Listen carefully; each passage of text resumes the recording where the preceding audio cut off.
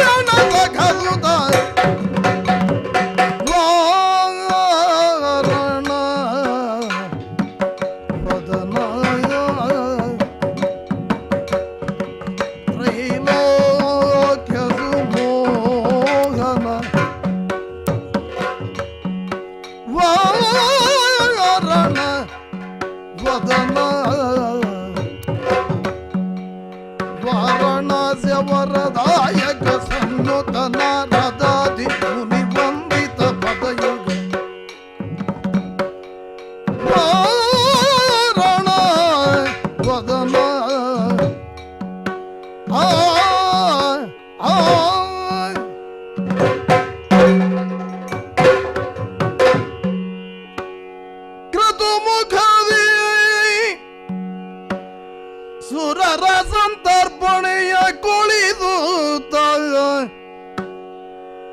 ಪ್ರಥಮದೋಳ್ ನವಗ್ರಹಗಳನ್ನು ಪ್ರಾರ್ಥನೆಗೈದು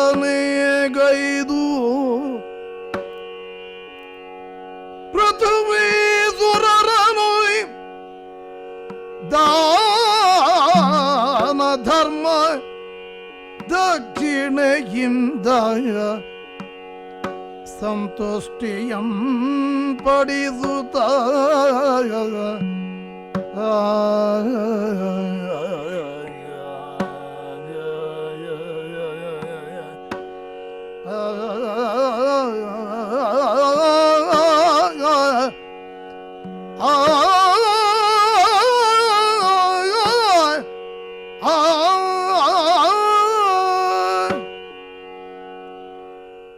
ಪವಿತ್ರ ವಾಹಿನಿಯಾದ ನರ್ಮದೆಯ ತೀರದಲ್ಲಿ ಯಾಗಶಾಲೆಯ ಸಿದ್ಧತೆಯನ್ನು ಮಾಡಿದ್ದೇನೆ.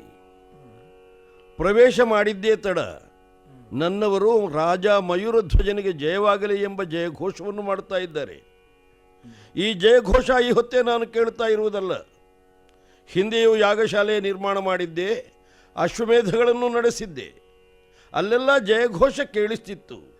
ಜಯವಾಗಲಿ ಎಂಬ ಜನರ ಹಾರೈಕೆ ಏನಿದೆಯೋ, ಶ್ರೀಹರಿಯನ್ನು ಕಾಣಬೇಕು ಎಂಬ ನನ್ನ ಬಯಕೆ ಏನಿದೆಯೋ ಅದು ಕೈಗೂಡದೇ ಇದ್ದಾಗ ಯಾಗ ಪೂರ್ಣಾಹುತಿಯನ್ನು ಮಾಡಿ ಮತ್ತೆ ನತಮಸ್ತಕನಾಗಿ ಅರಮನೆಯನ್ನು ಸೇರ್ತಾ ಇದ್ದೆ. ನನ್ನ ಯಾಗದ ಉದ್ದೇಶ ಅಂತ ಯಾರಲ್ಲೂ ನಾನು ವಿವರಿಸಬೇಕಾಗಿಲ್ಲ, ಎಲ್ಲರಿಗೂ ಗೊತ್ತಿದೆ. ವೈಕುಂಠನಾಥನಾದಂತಹ ಶ್ರೀಹರಿ ಶ್ರೀಕೃಷ್ಣಾಭಿಧಾನದಿಂದ ಭೂಮಿಗಿಳಿದು ಬಂದು ದ್ವಾರಕೆಯನ್ನು ಪಾವನಗೊಳಿಸಿದ, ಪಾಂಡವರ ಉದ್ಧಾರವನ್ನು ಮಾಡಿದ, ಜಗತ್ತಿನ ಕಲ್ಯಾಣಕ್ಕಾಗಿಯೇ ತನ್ನ ಕಾರ್ಯಕ್ರಮವನ್ನು ರೂಪಿಸಿಕೊಂಡ ಅಂತ ಕೇಳಿದುವಲ್ಲ ನಾವು. ಆ ಕಾರ್ಯಕ್ರಮದ ಮೂಲಕವಾಗಿ ಎಲ್ಲರಿಗೂ ಅವನ ಅನುಗ್ರಹವನ್ನು ಮಾಡುವುದು ಹೌದಾದರೆ ಪರಮ ವೈಷ್ಣವರಾದ ನಮಗ್ಯಾಕೆ ಅವನ ಅನುಗ್ರಹ ಆಗುವುದಿಲ್ಲ? ಅವನನ್ನೊಮ್ಮೆ ನೋಡಬೇಕು, ಅವನ ಅನುಗ್ರಹ ಪಡೆಯಬೇಕು, ಇದು ನನ್ನ ಆಸೆಯಾಗಿತ್ತು. ಆದರೆ ನನ್ನ ಆಸೆಗೊಂದು ವೈಶಿಷ್ಟ್ಯ ಇದೆ. ಕೇವಲ ನಾನಾಗಲಿ, ನನ್ನ ಹೆಂಡತಿಯಾಗಲಿ, ನನ್ನ ಮಗನಾಗಲಿ ಹರಿದರ್ಶನವನ್ನು ಮಾಡುವುದಿದ್ದರೆ ಯಾವ ಕಷ್ಟವೂ ಇಲ್ಲದೆ ಅದನ್ನು ಮಾಡಿ ಮುಗಿಸಬಹುದಾಗಿತ್ತು. ಯಾವುದೋ ಊರಿನಲ್ಲಿ ಉತ್ಸವ ನಡೆಯುತ್ತದೆ, ದೇವರ ತೇರು ಸಾಗಿ ಬರುತ್ತದೆ, ಹೋಗೋಣ ಹಣ್ಣು ಕಾಯಿ ಒಪ್ಪಿಸೋಣ ಅಂತ ಯೋಚನೆ ಮಾಡಿದರೆ ಅದು ಸಾಧ್ಯ. ಆದರೆ ನನ್ನ ಆಸೆ ಹಾಗಿರಲಿಲ್ಲ. ಅವನು ಇಲ್ಲಿಗೆ ಬರಬೇಕು, ಎಲ್ಲರೂ ಇಲ್ಲಿ ಅವನನ್ನು ಕಾಣಬೇಕು, ನನ್ನ ರತ್ನಾಖ್ಯ ನಗರಿಯ ಪ್ರಜೆಗಳಿಗೆಲ್ಲ ಅನುಗ್ರಹ ಅವನಿಂದ ಒದಗಬೇಕು. ಇದು ನನ್ನ ಮಹದಾಸೆಯಾಗಿತ್ತು. ಅದಕ್ಕಾಗಿ ಒಂದಲ್ಲ ಎರಡಲ್ಲ 7 ಅಶ್ವಮೇಧಗಳನ್ನು ಮಾಡಿದೆ. ಯಜ್ಞಪ್ರಿಯನಾದ, ಯಜ್ಞದ ಹವಿಸ್ಸನ್ನುಂಡು ಸಂತೋಷವನ್ನು ಪಟ್ಟು ಅನುಗ್ರಹವನ್ನು ಮಾಡುವ ಶ್ರೀಹರಿ ಇಲ್ಲಿಗೆ ಒದಗಿ ಬರ್ತಾನೆ ಅಂತ ಕಾದೆ. ಬರಲೇ ಇಲ್ಲ. ಅವನ ಅನುಗ್ರಹ ಮಾಡಲೇ ಇಲ್ಲ. ನಿರಾಶನಾಗಿದ್ದೆ, ದುಃಖಿಯಾಗಿದ್ದೆ. ನನ್ನ ಪ್ರಜೆಗಳಿಗೆ ನಾನು ಏನು ಕೊಟ್ಟರೂ ಕೊಟ್ಟ ಹಾಗಲ್ಲ. ಹರಿ ಅನುಗ್ರಹವನ್ನು ಕೊಡಬೇಕು, ಹರಿದರ್ಶನದ ಭಾಗ್ಯವನ್ನು ಕೊಡಬೇಕು. ಕೃಷ್ಣಾನುಗ್ರಹ ಇಲ್ಲದೇ ಇದ್ದ ಮೇಲೆ ಮುಂದೇನು? ಈ ಜನ್ಮ ವ್ಯರ್ಥ ಅಂತಿರುವಾಗ ನಾರದರು ಹೇಳಿದರು, 8ನೇ ಅಶ್ವಮೇಧದ ಸಂಕಲ್ಪವನ್ನು ಮಾಡು, ಇಲ್ಲಿ ನಿನಗೆ ಫಲಪ್ರಾಪ್ತಿಯಾಗ್ತದೆ. ಹರಿಯ ಜನ್ಮದಲ್ಲಿ, ಆ ಅವತಾರದಲ್ಲಿ 8 ಅನ್ನುವುದಕ್ಕೆ ಬಹಳ ಮಹತ್ವ ಉಂಟು. ಆದ್ದರಿಂದ ನಿನಗೆ ಸಿದ್ಧಿಯ ಯೋಗ ಅಂತ ಹೇಳಿದರು. ಅದಕ್ಕೆ ಈ ವ್ಯವಸ್ಥೆ. ಎಲ್ಲರೂ ಉತ್ಸಾಹದಿಂದ ಭಾಗವಹಿಸಿದ್ದಾರೆ. ಯಾಗಶಾಲೆಯನ್ನು ಪ್ರವೇಶ ಮಾಡಿ, ನವಗ್ರಹಗಳ ಆರಾಧನೆಯನ್ನು ಮಾಡಿ, ಬ್ರಾಹ್ಮಣರನ್ನು ದಾನ ದಕ್ಷಿಣೆಗಳಿಂದ ಸಂತೃಪ್ತಿಪಡಿಸಿ, ಪುರೋಹಿತರ ಸೂಚನೆಯಂತೆ ದೀಕ್ಷಿತನಾಗಿ ಕುಳಿತಿದ್ದೇನೆ. ಇನ್ನು ನಾನು 1 ವರ್ಷ ದೀಕ್ಷಿತನಾಗಿಯೇ ಇರಬೇಕಾದ್ದು, ವ್ರತಸ್ಥನಾಗಿಯೇ ಇರಬೇಕಾದ್ದು. ಆದರೆ ಅಶ್ವಮೇಧ 8ನೇಯದಿದು, ಫಲ ಕೊಡುವಂತಹದ್ದು. ಇದರ ಮುಂದಿನ ಭಾಗ ಕುದುರೆಯನ್ನು ಪೂಜಿಸಿ ದಿಗ್ವಿಜಯಕ್ಕಾಗಿ ಕಳಿಸುವಂಥದ್ದು. ಆ ಕಾರ್ಯಕ್ರಮಕ್ಕಾಗಿ ಕುದುರೆ ಸಿದ್ಧಾಗಿದೆ. ಯಾರಲ್ಲಿ? ಕುಮಾರನಾದ ತಾಮ್ರಧ್ವಜನನ್ನು ಬರ ಹೇಳಿ. ಅಪ್ಪ, ಮಗನೇ, ನರ್ಮದಾ ತೀರದಲ್ಲಿ ಭವ್ಯವಾದಂತಹ ಈ ದೇವೇಜನದಲ್ಲಿ ಎಲ್ಲ ಸಿದ್ಧತೆಗಳನ್ನೂ ಮಾಡಿದ ನೀವು ಈ ಕಡೆಗೆ ನನ್ನನ್ನು ಬರಹೇಳಿದ್ದೀರಿ. ಯಜ್ಞಶಾಲೆಯೊಳಗೆ ಪ್ರವೇಶಿಸುವುದಕ್ಕೆ ಯಜಮಾನನಿಗೆ, ಋತ್ತಿಜರಿಗೆ ಮಾತ್ರವೇ ಅಧಿಕಾರವಿರುವುದರಿಂದ ಇಲ್ಲಿಂದಲೇ ಏನಪ್ಪಣೆ ಎಂದು ಕೇಳುತ್ತಿದ್ದೇನೆ. ಸನ್ನಿಧಾನದಿಂದ ಆಜ್ಞೆಯಾಗಲಿ, ನಡೆಸಿಕೊಡ್ತೇನೆ. ಕುಮಾರ, ಈ ಯಾಗ ಅತ್ಯಂತ ಮಹತ್ವದ್ದು. ಹೌದು, ಬಹುದೊಡ್ಡ ಫಲವನ್ನು ನಮಗೆ ಕೊಡುವಂತಹದ್ದು. ನಮ್ಮ ನಾಡನ್ನು ಪಾವನಗೊಳಿಸುವಂತಹ ಶ್ರೀಹರಿಯ ಅನುಗ್ರಹವನ್ನು ಸಂಪೂರ್ಣವಾಗಿ ಪಡೆಯುವುದಕ್ಕೆ ಇದು ಪರ್ಯಾಪ್ತವಾಗುವಂತಹದ್ದು. ಅಶ್ವಮೇಧ ಯಾಗದ ವಿಧಿ ಗೊತ್ತಿದೆ ನಿನಗೆ. ಹೌದು. ಪೂಜಿಸಿದ ಕುದುರೆಯನ್ನು ದೇಶದ ಮೇಲೆ ಬಿಡುವುದು ನಾವು. ದಿಗ್ವಿಜಯ ಮಾಡಬೇಕು, ಕಪ್ಪವನ್ನು ಪಡೆಯಬೇಕು, ವರ್ಷಾಂತ್ಯದೊಳಗೆ ಹಿಂದಕ್ಕೆ ಬರಬೇಕು. ಹೌದು. ಆ ಹೊಣೆಗಾರಿಕೆಯನ್ನು ನಿನಗೆ ಒಪ್ಪಿಸಿಕೊಡುವುದಕ್ಕಾಗಿ ಕರೆಸಿದ್ದೇನಪ್ಪ.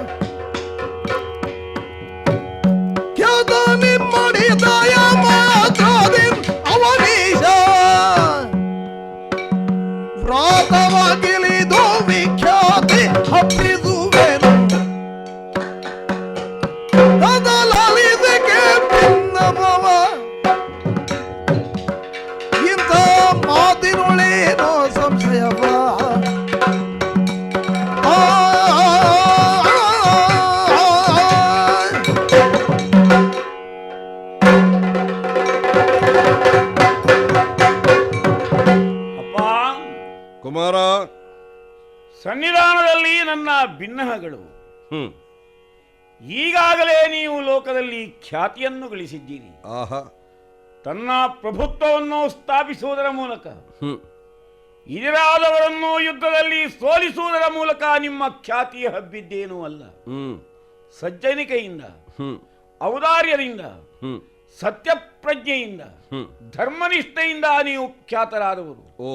ಸಜ್ಜನ ಸಮ್ಮತವಾದ ಕಾರ್ಯಗಳನ್ನು ನಡೆಸುವಲ್ಲಿ ನಿಮ್ಮ ಯೋಗ್ಯತೆ ಅನನ್ಯ ಅಸಾಧಾರಣವಾದುದು. ಹೀಗಿರುತ್ತಾ ಈ ರೀತಿ ಯೋಚಿಸಬೇಕಾದ ಅಗತ್ಯವಾದರೂ ಏನಿದೆ? ಈ ಯಜ್ಞಾಶ್ವದ ರಕ್ಷಣೆಗೆ ನನ್ನನ್ನು ನೇಮಿಸಿದ ಮೇಲೆ ಏನಾದರೂ ಆಪತ್ ಪರಂಪರೆಗಳು ಬರಬಹುದು ಎಂಬ ಸಂದೇಹ ತಮಗೆ ಬೇಕಾಗಿಲ್ಲ.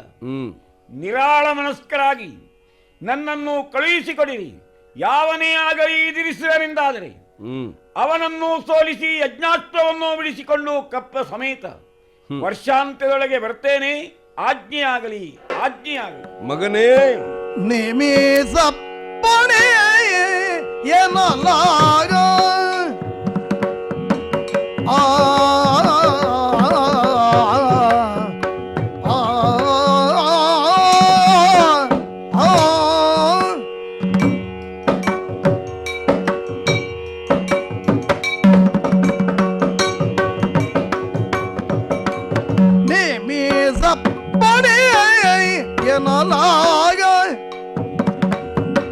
ಅತಿ ಪ್ರೇಮರಿ ಮಗನನು ಬೇಗ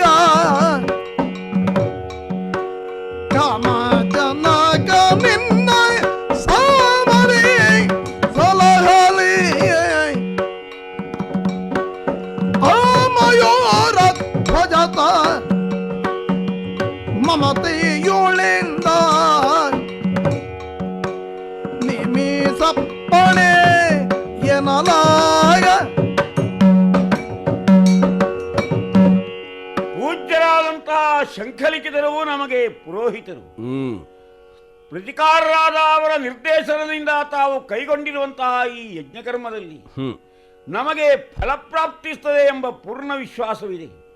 ದೀಕ್ಷಾಬದ್ಧರಾಗಿರುವ ನೀವು ಯಾವುದೇ ರೀತಿಯಿಂದಲೂ ಭಾವೋದ್ವೇಗಗಳಿಗೆ ಬಲಿಯಾಗದೆ ಮಗನಿಂದ ಏನಾದೀತೋ ಎಂದು ಕಲ್ಪಿಸದೆ ಕಳುಹಿಸಿಕೊಡಿರಿ, ಕಳುಹಿಸಿಕೊಡಿರಿ. ಮಗನೇ ತಾಮ್ರಧ್ವಜ, ಅಪ್ಪ, ಮನಸ್ಸಿನ ಭಾವನೆಯನ್ನು ಮಾತಿನ ಮೂಲಕ ಪ್ರಕಟ ಮಾಡಿದ್ದಿ. ನಿನ್ನ ಉತ್ಸಾಹದ ವಾಕ್ಯವನ್ನು ಕೇಳಿ ನನಗಷ್ಟೇ ಸಂತೋಷವಾದ್ದಲ್ಲ, ಈ ಯಾಗಕರ್ಮದಲ್ಲಿ ಭಾಗವಹಿಸುವುದಕ್ಕೆ ಬಂದ ಅಷ್ಟೂ ಜನ ಋತ್ವಿಕಗಳು ನಿನಗೆ ಕೈ ಎತ್ತಿ ಆಶೀರ್ವಾದ ಮಾಡುವುದಕ್ಕೆ ಸಿದ್ಧರಾಗಿದ್ದಾರೆ.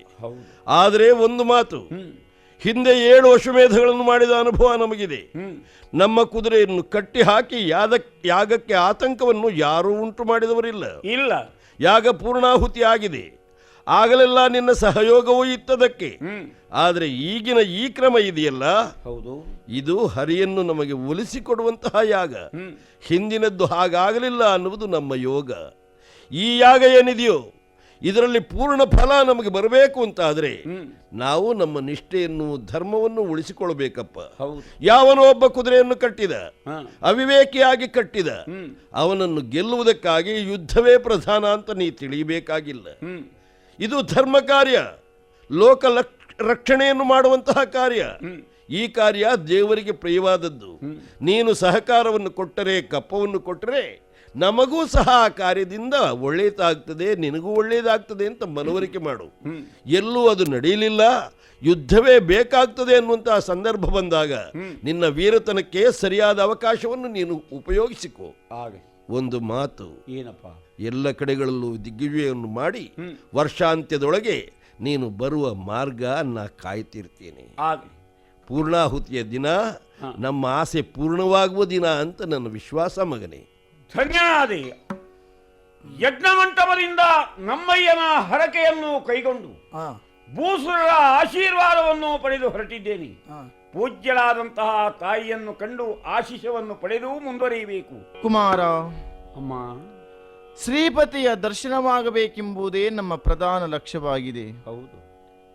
ಅಶ್ವಮೇಧ ತುರಗದ ಬೆಂಬಲಾರ್ಥವಾಗಿ ನೀನು ಸಾಗುತ್ತಿರುವಾಗ ಹರಿಶರಣರು ನಿನಗೆ ಎದುರಾದರು ಅಂತಾದರೆ ಅವರಲ್ಲಿ ವಿರೋಧವನ್ನು ಕಟ್ಟಿಕೊಳ್ಳಬೇಡ.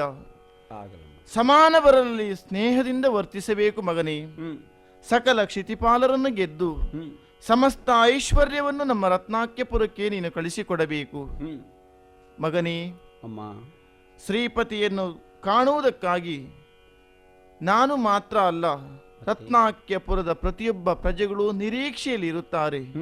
ಮತಿವಂತನಾಗಿ ಸಾಗಿ ತಂದೆಯ ಕೀರ್ತಿಗೆ ಯಾವುದೇ ರೀತಿಯಲ್ಲಿ ಧಕ್ಕೆ ಬಾರದ ರೀತಿಯಲ್ಲಿ ನಿನ್ನ ಈ ತುರಗ ರಕ್ಷಾರ್ಥ ಕಾರ್ಯ ಮುಂದುವರಿಯಲಿ ಎಂದು ಭಗವಂತನಲ್ಲಿ ಬೇಡಿ ಹರಸಿ ಕಳಿಸಿಕೊಡುತ್ತಾ ಇದ್ದೇನೆ. ಶ್ರದ್ಧಾ, ಮೇಧ, ಯಶಃ, ಪ್ರಜ್ಞಾ ಇತ್ಯಾದಿಗಳೆಲ್ಲ ಸರ್ವದಾ ನಿನ್ನ ಅನುಗ್ರಹದಿಂದ ನಮ್ಮಲ್ಲಿ ಉಳಿಯಲಿ ಎಂದು ನಾವು ದೇವರನ್ನು ಪ್ರಾರ್ಥಿಸ್ತೀವಿ. ಹರಿಶರಣರನ್ನು ವಿರೋಧಿಸುವುದೆಂದರೆ ಹರಿಯನ್ನೇ ವಿರೋಧಿಸಿದಂತೆ. ಹೌದಪ್ಪ, ಇದನ್ನು ನಾನು ಹಿರಿಯರಾದ ನಿಮ್ಮಿಂದ ತಿಳಿದುಕೊಂಡವ.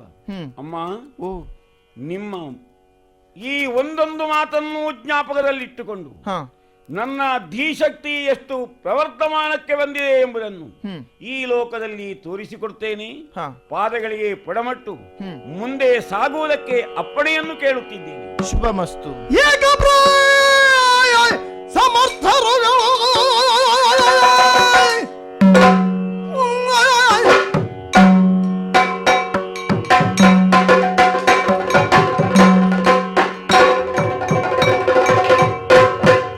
ಏಕಪ್ರಾಯ ಸಮರ್ಥರುಗಳ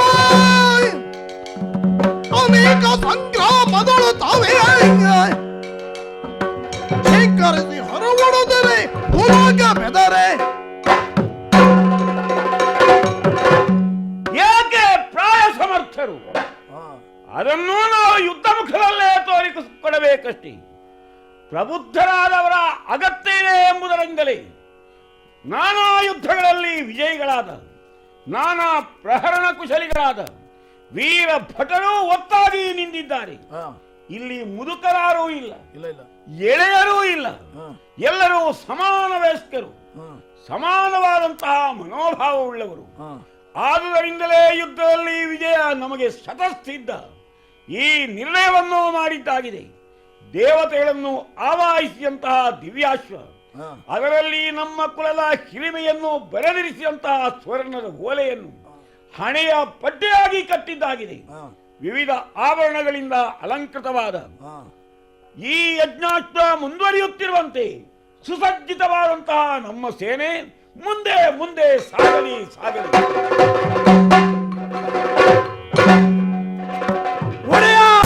ಒಡೆಯ ಗಡಿಬಿಡಿ ಗಡಿಬಿಡಿ ಗಂಡಾಂತರ.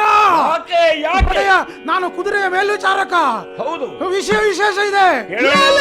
ಕೇಳೆಮ್ಮ ಭಿನ್ನವ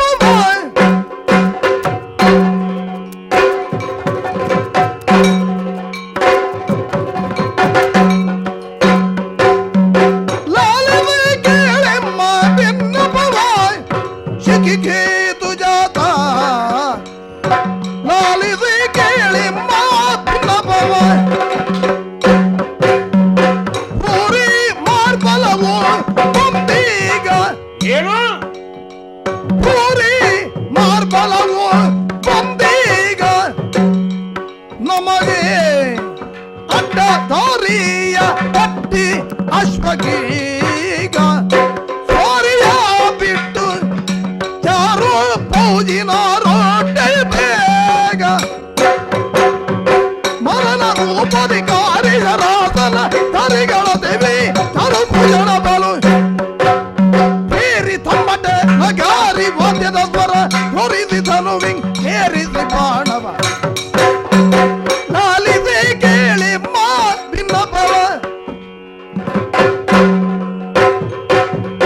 ಒಡೆಯ, ನಮ್ಮ ಕುದುರೆ ಮುಂದೆ ಮುಂದೆ ಮುಂದೆ ಮುಂದೆ ಹೋಗ್ತಾ ಇದೆ.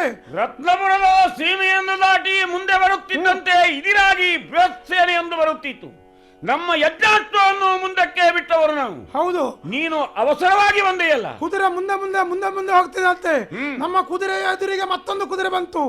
ಬಂದರೆ ಕುದುರೆ ಕುದುರೆ ತಾಡಿಕೊಂಡಿತು, ಓಹೋ. ತಾಕಲಾಟ ಆಯ್ತು. ಒಡೆಯ, ಅದರ ಹಿಂದೆ ನೋಡ್ತೇವೆ, ಬಹಳ ದೊಡ್ಡ ದೊಡ್ಡ ಅಸಂಖ್ಯಾತ ಮಂದಿ ಇದ್ದಾರೆ. ಒಬ್ಬರು ಮನುಷ್ಯರಲ್ಲ, ಘರ್ಷಣೆಯಿಂದ ಆಭರಣಗಳು ಚಲ್ಲಾಪಿಲ್ಲಿಯಾದಾಗ ಒಬ್ರು ಮನುಷ್ಯರಲ್ಲ, ಅವರು ಎಲ್ಲ ಸೈನಿಕರು, ಎಲ್ಲ ಸೈನಿಕರು. ಸೈನಿಕರು ಮನುಷ್ಯರಲ್ಲವೇ ಮತ್ತಾರಿರ್ತಾರೆ. ಅವರ ಕೈಯಲ್ಲಿ ಆಯುಧ ಇದೆ, ಮನುಷ್ಯರ ಕೈಯಲ್ಲಿ ಆಯುಧ ಉಂಟಾಡೆಯ.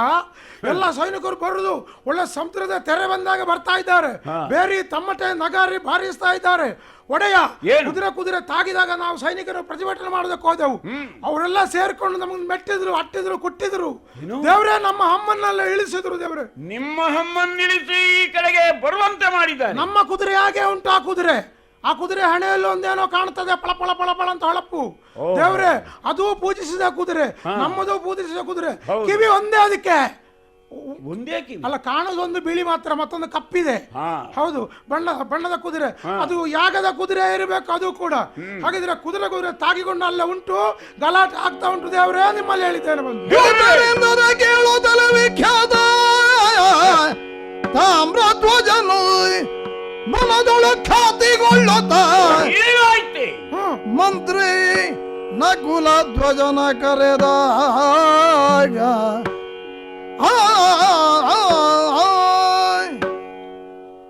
ಚಾಲಕರೇ, ನೀವಾರು ಭೀತರಾಗಬೇಕಾದ್ದಿಲ್ಲ, ಧೈರ್ಯ ತಾಳಿ. ಆಗಲಿ. ಮಾನಸಿಕವಾಗಿ ಖಾತೆಯುಂಟಾಗಿದೆ. ಹಾ, ನಮ್ಮ ಬಲವಾದಂತಹ ಸೇನೆಯನ್ನು, ಹೌದು, ನಮ್ಮ ದಿವ್ಯಾಸ್ತ್ರವನ್ನು ತಡೆಯುವವರು ಯಾರಿದ್ದಾರೆ? ಹಾ, ಆದರೂ ಈ ಕ್ರೋಧವನ್ನು ತೋರಿಸಿಕೊಳ್ಳದೆ ಹೌದು, ವಿಚಾರ ವಿನಿಮಯ ಮಾಡುವುದಕ್ಕಾಗಿ ನಕಲಧ್ವಜ ಹೀಗೆ ಬಾರಯ್ಯ, ಹೀಗೆ ಬಾ. ಪ್ರಭು, ಏನಪ್ಪಣೆ? ನೀನು ಯಾರ ಹಯವೆಂದು ತಿಳಿದು ಬರಬೇಕು. ಬಂದಿರುವ ಕುದುರೆಯ ಬಗ್ಗೆ ದೂತರು ನೀಡಿದ ವಿವರಣೆ ನನಗೆ ಸಾಕಾಗುವುದಿಲ್ಲ. ನೀ ತಿಳಿದು ಬಾ, ನೀನ್ ತಿಳಿದು ಬಾ. ಅಪ್ಪಣೆ. ಜಿಯಲಾಲಿಸಿ ಕೇಳಿಗ ಬಿಯವಾಗಲೇ ಕೊಬೇಗ ಕೈ ಎತ್ತಿ ನಿನ್ನೊಡ ನಾರಿನ್ನು ಬರುವರಿನ್ನು ಯಾಗ ಸನ್ನಹಗಳನ್ನ ಬೇಗಗೊಂಡ ಬಬ್ರುವಾಹನ ಸಾಗಿತ ಒಪ್ಪಿದನ ಬಳಿಗೆ ಪೊಪ್ಪಲು ಹೀಗೆ ಜಿಯಲಾಲಿಸಿ ಕೇಳಿಗ ಬಿಯವಾಗಲೇ ಬೇಗ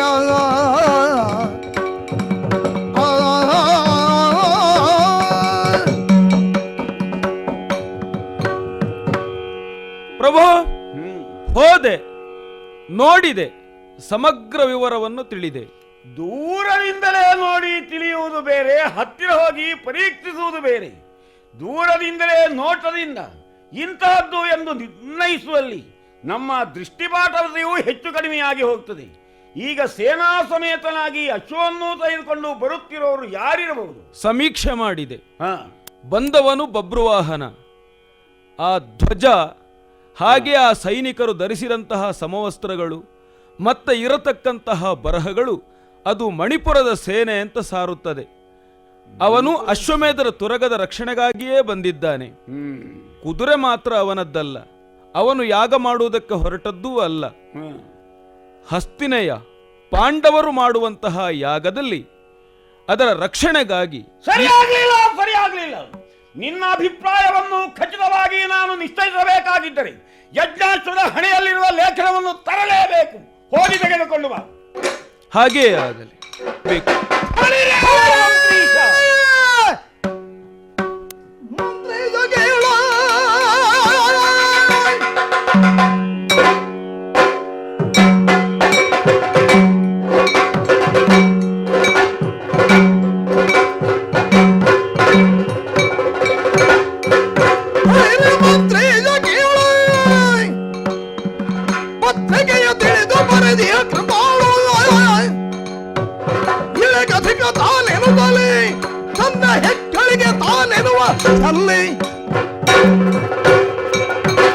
ನಿನ್ನೆ ರಾತ್ರಿಯ 4ನೇ ಯಾಮದಲ್ಲಿ ಯಾವುದನ್ನು ನಾರದರು ಸೂಚಿಸಿದ್ದರು, ಅದರ ಸತ್ಯ ಇಂದು ಗೋಚರಿಸಲ್ಪಟ್ಟಿದೆ.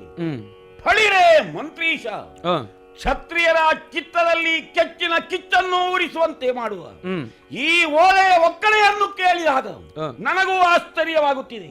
ತಾನೊಬ್ಬನೇ ಭಗವದ್ಭಕ್ತರೆಂದು ಉಳಿದವರೆಲ್ಲ ಭಗವಂತನ ಬಗ್ಗೆ ಆಸ್ತೆಯುಳ್ಳವರಲ್ಲವೆಂದು ಆ ಧರ್ಮರಾಯ ತಿಳಿದನೇನು?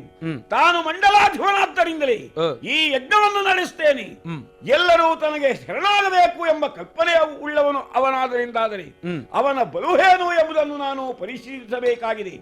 ಆದ್ದರಿಂದಲೇ ಯಜ್ಞಾಶ್ವವನ್ನು ಮುಗಿದು ಪಾರ್ಥನಲ್ಲಿಯೋ ಕೃಷ್ಣನಲ್ಲಿಯೋ ಹೋರಾಟಕ್ಕೆ ಸಿದ್ಧನಾಗ್ತೇನೆ. ನಮ್ಮ ತಂದೆ 7 ಅಶ್ವಮೇಧಗಳನ್ನು ಮಾಡಿರುವುದು ಯಾಕೆ? ಭಗವಂತನಾದಂತಹ ವಾಸುದೇವನನ್ನು ಈ ಮಾಂಸಾಕ್ಷಿಗಳಿಂದ ನೋಡಬೇಕು ಎಂಬ ಹಿರಿದಾದ ಉದ್ದೇಶವುಳ್ಳವರಾಗಿ, ಆದ್ದರಿಂದ ಕೃಷ್ಣಾರ್ಜುನರು ಒಂದಾಗಿ ಈ ಕಡೆಗೆ ಬರುತ್ತಿದ್ದಾರೆ ಎಂದು ತಿಳಿದ ಮೇಲೆ ಯುದ್ಧವಲ್ಲದೆ ನಿರ್ವಾಹವೇ ಇಲ್ಲ. ಯಜ್ಞಾಸ್ತ್ರವನ್ನು ಬಿಗಿಯುವುದಕ್ಕೆ ಅಪ್ಪಣೆಯನ್ನು ಕೊಡು. ಹಾಗೆ ನಮ್ಮ ಸೇನೆ ಬಂದವರನ್ನು ಎದುರಿಸುವುದಕ್ಕೆ ಅರ್ಧ ಚಂದ್ರಾಕೃತಿಯ ವ್ಯೂಹದಿಂದ ನಿಲ್ಲಲಿ.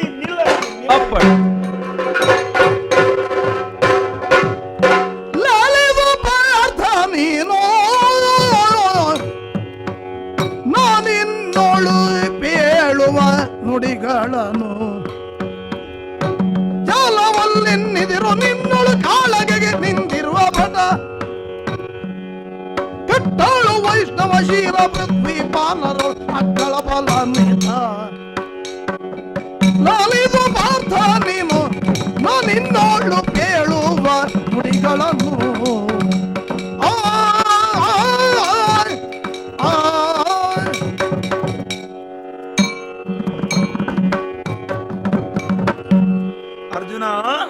ದೇವ, ಅಂದು ಸುಧನ್ವ ಕಾಳಗದಲ್ಲಿ ಬಂದು ಸೇರಿದ ಬಳಿಕ ನಿನ್ನನ್ನು ಬಿಟ್ಟು ಹೋಗುವುದಕ್ಕೆ ಮನಸ್ಸಿಲ್ಲದೆ ನಿನ್ನ ಜೊತೆಯಲ್ಲೇ ನಾನಿದ್ದೇನೆ. ನಿಜ ಸ್ವಾಮಿ. ಒಂದೊಂದು ರಾಜ್ಯವನ್ನು ಕುದುರೆ ಪ್ರವೇಶಿಸಿದಾಗ ಅಲ್ಲಿಯ ಸಕಲ ವಿದ್ಯಮಾನಗಳನ್ನು ತಿಳಿಸಿ ಅಲ್ಲಿಂದ ಕಪ್ಪ ಕಾಣಿಕೆಗಳನ್ನು ಸ್ವೀಕರಿಸಿಕೊಂಡು ಹೋಗುವುದು, ನಿಮ್ಮ ಜೊತೆಯಲ್ಲೇ ಇರುವುದು ನನಗೆ ಕರ್ತವ್ಯವೆನಿಸಲ್ಪಟ್ಟಿದೆ. ಈ ಪುರವನ್ನು ಪ್ರವೇಶಿಸಿದಾಗ ಇಲ್ಲಿಯ ವಿಶೇಷಗಳನ್ನೆಲ್ಲ ನನಗೆ ವಿವರಿಸುವುದು ನನಗೆ ಕರ್ತವ್ಯವೆನಿಸಲ್ಪಟ್ಟಿದೆ. ದೇವ, ನೋಡಿದೆಯಾ? ದೇಹವನ್ನು ಬಿಟ್ಟಿರಲಾರದ ನೆರಳಿನಂತೆ ನಿನ್ನನ್ನು ಬಿಟ್ಟು ನಾನಿಲ್ಲ. ದಕ್ಷಿಣಾಮುಖದಲ್ಲಿರುವಂತಹ ಅರಸರನ್ನು ಗೆದ್ದು ಕಪ್ಪ ಕಾಣಿಕೆಯನ್ನು ಪಡೆದು ಹಸ್ತಿನೆಗೆ ನಾವು ಕಳುಹಿಸ್ತಾ ಇದ್ದೇವೆ. ಈ ದೇಶವನ್ನು ಕಂಡಾಗ ಇದರ ಪರಿಚಯವನ್ನು ಮಾಡಿಕೊಳ್ಳಬೇಕು ಎನ್ನುವಂತಹ ಕುತೂಹಲ ಹೆಚ್ಚಾಗ್ತಾ ಇದೆ. ಇದು ಯಾವ ದೇಶ? ಇಲ್ಲಿ ಅರಸನ್ ಯಾರು ತಿಳಿಸಿ. ರತ್ನಾಕ್ಯ ಪಟ್ಟಣ ಅಂತ ಇಲ್ಲಿಯ ಹೆಸರು. ಓಹೋ. ಇಲ್ಲಿಯ ಮಹಾರಾಜ ಮಯೂರಧ್ವಜ. ಓಹೋ. ಅವನ ಮಗನೇ ತಾಮ್ರಧ್ವಜನೆನ್ನುವ ಪರಮ ವೈಷ್ಣವನಾಗಿದ್ದಾನೆ, ವೀರಾಧಿ ವೀರನಾಗಿದ್ದಾನೆ. ಒಂದು ವೇಳೆ ನಮ್ಮ ಕುದುರೆಯನ್ನು ಕಟ್ಟಿ ಕಾಳಕ್ಕೆ ಮುಂದೆ ಹೋದೆವು ಅಂತಾದ್ರೆ ಬಿಡಿಸಿಕೊಳ್ಳುವಂತಹ ಪರಾಕ್ರಮಿಗಳು ನಮ್ಮಲ್ಲಿ ಯಾರು ಕಾಣಿಸುವುದಿಲ್ಲ.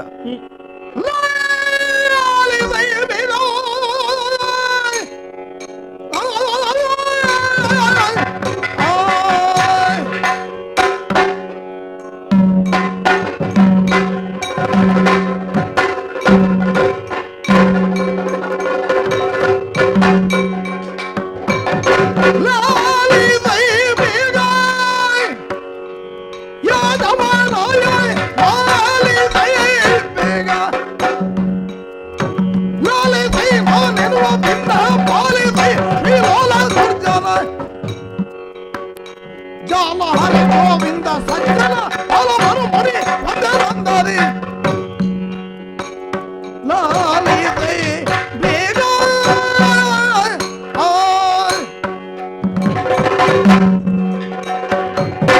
ಪರಮಾತ್ಮ ಲಾಲಿಸಬೇಕು, ಮಾತನ್ನು ಲಾಲಿಸಬೇಕು. ಒಳ್ಳೇದಪ್ಪ. ನೀವು ಬರೇ ಯಾದವರಾಯ ಅಲ್ಲ, ದೇವರಾಯನೂ ಹೌದು. ಒಳ್ಳೆಯದು ಸ್ವಾಮಿ. ಇಂದೀಗ ನಮ್ಮ ವಿರೋಧಿಯಲ್ಲಿ ಯುದ್ಧವನ್ನು ಮಾಡುವ ಭಟರು ಯಾರೂ ಇಲ್ಲ ಎಂಬುದಾಗಿ ನಮ್ಮ ಸೇನೆಯನ್ನು ಬೆದರಿಸ್ತಾ ಇದ್ದೀರಾ? ಚೇಚೆ, ಅಪ್ಪಣೆಯನ್ನು ಕೊಡಿ. ತಾಮ್ರಧ್ವಜವನ್ನು ಗೆದ್ದು ಕುದುರೆಯನ್ನು ಬಿಡಿಸಿ ಅನುಸಾರವನಾದ ನಾನು ತರ್ತೇನೆ. ಅದ ಮತ್ತೊಬ್ಬ ಇದ್ದ.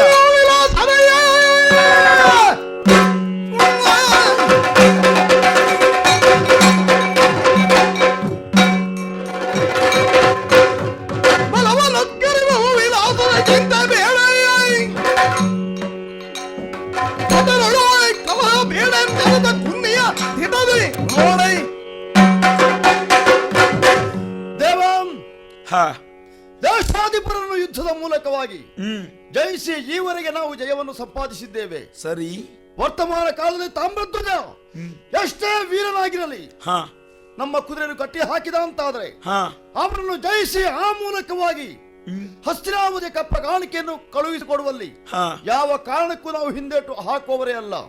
ಸಂತೋಷವಾಗಿ ಬಂದಿರುವ ವಿರೋಧಿಯಲ್ಲಿ ಯುದ್ಧಕ್ಕೆ ಸಿದ್ಧರಾಗಿದ್ದೇವೆ.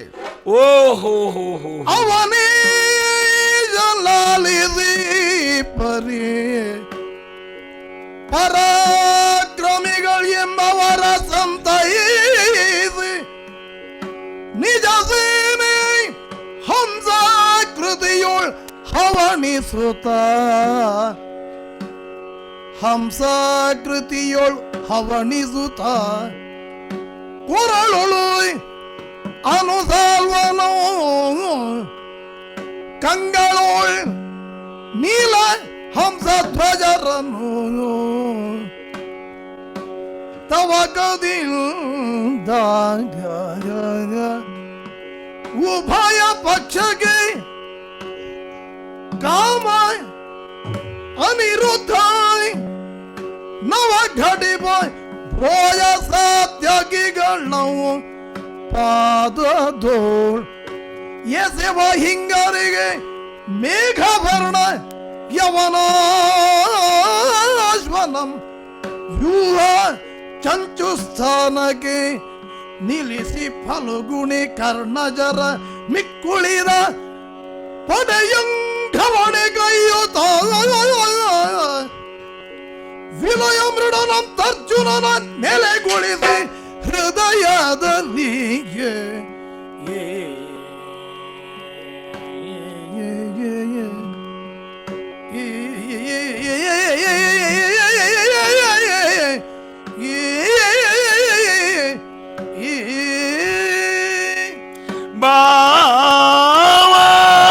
ದೇವ ಕೇಳಿದ್ಯೇನಪ್ಪ ಇವರೆಲ್ಲರ ವೀರವಾಣಿಗಳನ್ನು? ಎಲ್ಲರೂ ತಮ್ಮ ಕೆಚ್ಚಿನ ಮಾತನ್ನು ವ್ಯಕ್ತಪಡಿಸಿದ್ದಾರೆ. ಛೇ ಛೇ ಛೇ ಛೇ, ಯುದ್ಧಕ್ಕೆ ಯಾರು ಅಂಜುವವರಲ್ಲ, ಅಳುಕುವವರಲ್ಲ ಎನ್ನುವುದು ಸ್ಪಷ್ಟವಾಯಿತು. ನನಗೆ ಹೆದರಿಕೆ ಇತ್ತು ಅಂತ ಅರ್ಥ ಅಲ್ಲ, ಆದ್ರೂ ಇವರನ್ನ ಕೆದಕಿ ನೋಡೋಣ ಅಂತ ಅನ್ನಿಸಿದ್ದು. ಎಲ್ಲರೂ ಯುದ್ಧೋತ್ಸಾಹಿಗಳು. ಹೌದಲ್ಲ, ನಾವು ಈ ರೀತಿಯಾಗಿ ಇಲ್ಲಿ ಮಾತನಾಡ್ತಾ ಇದ್ದಂತೆಯೇ ಕುದುರೆಯನ್ನು ಬಂಧಿಸಿ ಆಗಿದೆ, ಅವರು ಯುದ್ಧದ ಸಿದ್ಧತೆಯನ್ನು ಮಾಡಿಯೂ ಆಗಿದೆ. ಹಾಗಿದ್ರೆ ನಮ್ಮ ಸೇನೆಯನ್ನು ವ್ಯವಸ್ಥಿತವಾಗಿ ನಿಲ್ಲಿಸಬೇಕಲ್ಲ.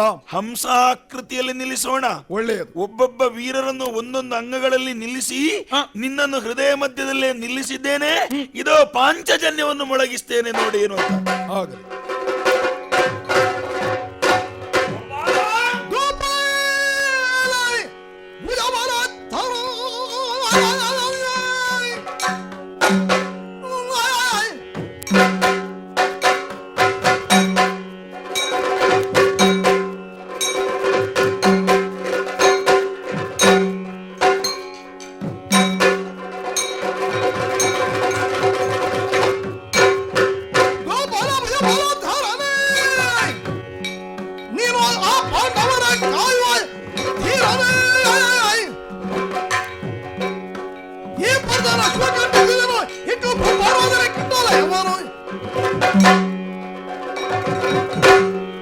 ಪಾಂಚಜನ್ಯವನ್ನು ಮೊಳಗಿ ಯುದ್ಧಕ್ಕೆ ಪಂಥಾಹ್ವಾನವನ್ನು ನೀಡಿದ ನಿಮ್ಮನ್ನು ಎದುರಿಸುವುದಕ್ಕೆ ಇದಾಣಿಯಾಗಿದ್ದೇನೆ. ಕೃಷ್ಣ, ಏನು ಮುರಳಿ ಎನ್ನುವುದುತ್ತಾ ಗೋವುಗಳನ್ನೆಲ್ಲ ನೀನು ಆಕರ್ಷಿಸಿದೆಯಂತೆ. ಆದರೆ ಗೋಶಬ್ದಕ್ಕೆ ಭೂಮಿ ಎಂದು ಅರ್ಥವೇ. ಆದ್ದರಿಂದ ಗೋಪಾಲ ಎಂದರೆ ಭೂಪಾಲರಲ್ಲಿ ವರಿಷ್ಠ. ಹೀಗೆ ತಿಳಿದುಕೊಳ್ಳುವಂತಹ ಪ್ರಜ್ಞಾಶಕ್ತಿ ನಮ್ಮಲ್ಲಿದೆ. ಭೂಭುಜರಲ್ಲಿ ಭುಜಶಕ್ತಿಯನ್ನು ಹೆಚ್ಚಿಸುವ ನೀನು ಪಾಂಡವರ ಸಹಾಯಕನಾಗಿ ಈ ಕಡೆಗೆ ಬಂದವ. ಅವರ ಉದ್ಧಾರವಾಗಬೇಕು ಎಂಬುದೇ ನಿನ್ನ ಲಕ್ಷ್ಯ ತಾನಿ. ಈ ಪಾರ್ಥನು ಬಿಟ್ಟಿರುವ ಯಜ್ಞಾಶ್ವವನ್ನು ಕಟ್ಟಿದ್ದೇನೆ. ಇವನ ಸಾಮರ್ಥ್ಯದ ಬಗ್ಗೆ ನನಗೆ ಶಂಕೆ ಏನೂ ಇಲ್ಲ. ನಿನ್ನ ಅನುಗ್ರಹವಾರ್ತಿಯಿಂದ ಜೀವನದಲ್ಲಿ ಔನ್ನತ್ಯವನ್ನು ಸಾಧಿಸಿದ ಈ ಪಾಂಡವರನ್ನು ಇದಿರು ಹಾಕಿಕೊಂಡಿದ್ದೇನೆ ಎಂಬುದಕ್ಕಾಗಿ ಭೀತಿಯೂ ಇಲ್ಲ. ಇವನು ಕ್ಷತ್ರಿಯ ಶ್ರೇಷ್ಠನೇ ಹೌದಾದರೆ ನಾನು ಕಟ್ಟಿರುವ ಯಜ್ಞಾಸ್ತ್ರವನ್ನು, ನಮ್ಮ ಯಜ್ಞಾಸ್ತ್ರವನ್ನು ಎರಡನ್ನೂ ಯುದ್ಧದಲ್ಲಿ ನನ್ನನ್ನು ಸೋಲಿಸಿ ಪಡೆದುಕೊಳ್ಳಲಿ, ಇಲ್ಲವಾದರೆ ಬಿಟ್ಟು ಹೋಗಲಿ ಎನ್ನುವುದಕ್ಕಿಂತಲೂ ನಿನ್ನ ಅನುಗ್ರಹ ಈ ಪಾರ್ಥನಿಗಿದೆಯಲ್ಲ. ವಾಂಛೆಯುಳ್ಳವನು ಕಿರೀಟಿ ಹೌದಾದರೆ ಅವನು ಯುದ್ಧಕ್ಕಣಿಯಾಗಲಿ. ನೀನು ಶಾಂಗ್ಯ ಮಹಾಧನುಸ್ಸನ್ನು ಹಿಡಿ. ನಿಮ್ಮನ್ನು ವಿರೋಧಿಸುವುದಕ್ಕೆ ಇದಿರಾಗಿರುವ ನಾನು ಭುಗಿಲೆನ್ನುವಂತಹ ಶರಗಳನ್ನು ಬತ್ತಳಿಕೆಯಿಂದ ತೆಗೆದು ಪ್ರಯೋಗಿಸ್ತೇನೆ.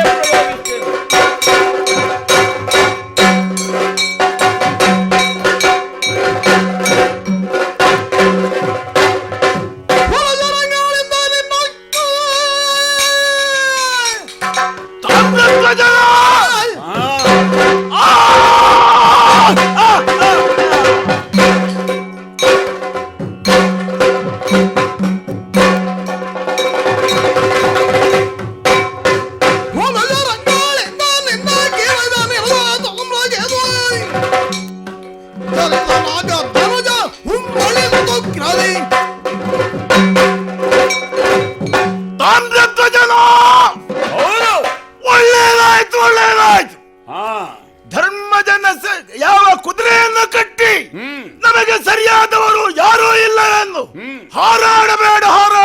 ಗಂಟು ಕಟ್ಟಿಕೊಂಡು ಹೋದವ ಬಂದುದು ಯಾವಾಗ? ಬಂದಿದ್ದೇನೆ ನಾನು ಈಗಲೇ.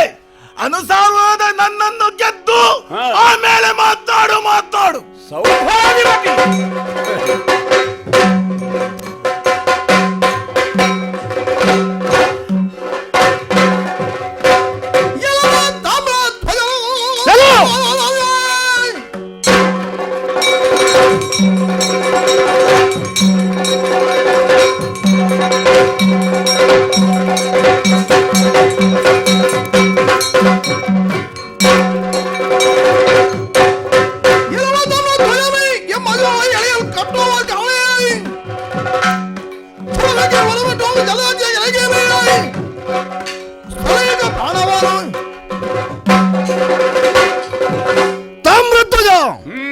ಧರ್ಮಜನ ಯಜ್ಞಾಶವನ್ನು ಗಟ್ಟಿ ಹಾಕಿದೆಯಾ? ಆ ಮೂಲಕವಾಗಿ ಕೆಳಕ್ಕೆ ಗೆಲ್ಲಬಲ್ಲೆನ್ನುವಂತಹ ಆತ್ಮವಿಶ್ವಾಸ ನಿನಗಿದೆಯೇನೋ? ಇದೋ ಕರ್ಣಪುತ್ರ ವೀರ ವೃಷಕೇತ ನಿನ್ನ ಯುದ್ಧಕ್ಕೆ ಅಣಿಯಾಗಿದ್ದಾನೆ. ನಿನ್ನ ಸಾಮರ್ಥ್ಯ ತೋರಿಸು. ನಿನ್ನ ಧ್ವಜವನ್ನು ಕಂಡಾಗಲೇ ನೀನಾರೆಂದು ಗುರುತಿಸಿಕೊಂಡಿರುವ ನಾನು. ಓಹೋ, ಇದೋ ಬಾಣಗಳಿಂದಲೇ ನಿನಗೆ ಉತ್ತರಿಸ್ತೇನೆ.